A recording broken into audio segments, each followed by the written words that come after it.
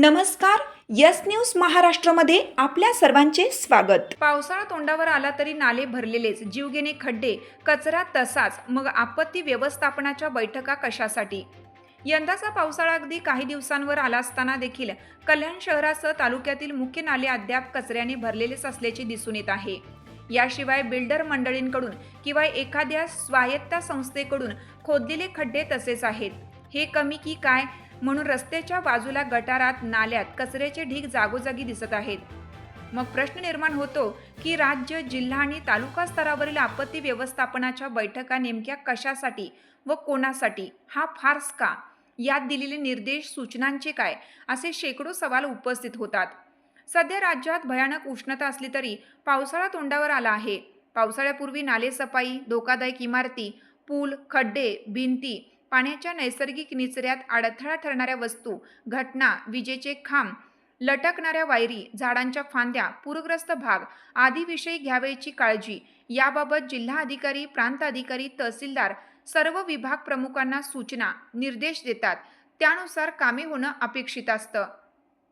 परंतु सध्या केवळ कल्याण तालुक्याचा विचार केला तर शहरासह ग्रामीण भागात नालेसफाई झाली आहे असे म्हणता येणार नाही. कल्याण मुरबाड महामार्गाच्या दुतर्फा गटारी, नाले हे दगड, माती, विटा, कचरा यांनी भरलेले आहेत.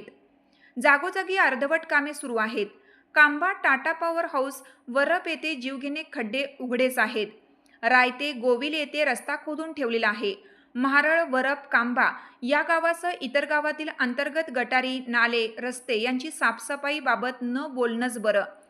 कल्याण मुरबाड महामार्गावर स्पीड ब्रेकर क्रॉसिंगमुळे आतापर्यंत शेकडो लोकांचे जीव गेले आहेत. एकट्या म्हारळपाडा ते वरपपर्यंत 20 ते 30 क्रॉसिंग ठेवले आहेत. रस्त्याच्या बाजूला असलेली उघडी गटारे, त्यातून वर आलेल्या लोखंडी सळई, कठडे, डिवायडर हे धोकादायक ठरत आहेत. कचऱ्याचे ढीग दिवसेंदिवस वाढत आहेत. ते पाणी तुंबण्यास कारणीभूत ठरत आहेत. सालाबादप्रमाणे यंदाही रायते, मानिवली, रायते, बिर्ला गेट, पावशेपाडा, मोहिली रस्ते बंद होणार आहेत. काही गावांमध्ये पाणी भरणार. झाडांच्या फांद्या, मुळे, सडलेल्या खांबांमुळे लाईटचा झटका बसणार. दूषित पाणी, मच्छर, डास यामुळे विविध साथीचे आजार पसरणार. हे सगळं टाळायचे असेल तर केवळ आपत्ती व्यवस्थापनच्या बैठकांचे कागदी घोडे न नाचवता प्रत्यक्षात काम होणं गरजेचं आहे.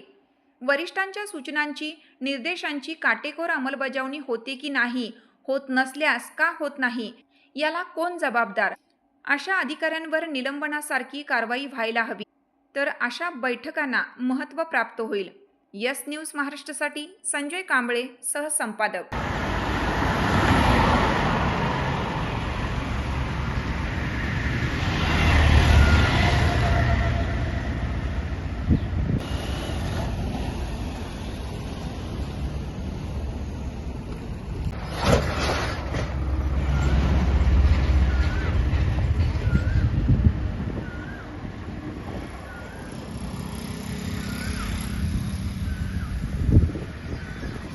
तुमची साथ आमची.